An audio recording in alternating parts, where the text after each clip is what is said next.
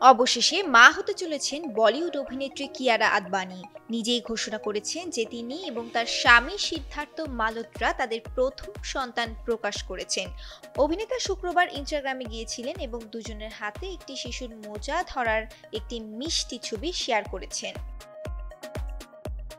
পোস্টের ক্যাপশনে লিখেছেন, আমাদের জীবনের সবচেয়ে বড় উপহার শীঘ্রই আসছে।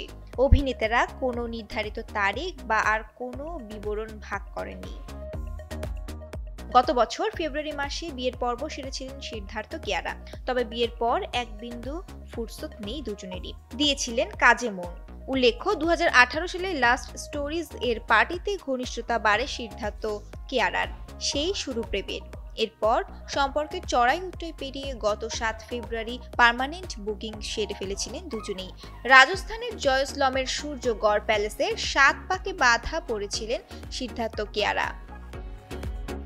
বিয়ের পর্ব মেটাবার পর 12 ফেব্রুয়ারি মুম্বাইয়ের 7 তারা হোটেলের সেন্ট রেজিস হোটেলে বসেছিল জুটির বিয়ের গ্র্যান্ড সেলিব্রেশন। বিয়ের পরের জীবনের কথা বলতে গিয়ে দিন কয়েক আগে এক সাক্ষাৎকারে কিয়ারা বলেছেন, এখন মায়ের প্রতি আরো শ্রদ্ধাশীল হয়ে গিয়েছেন তিনি। শ্রেয়া রায়, কালের কণ্ঠ।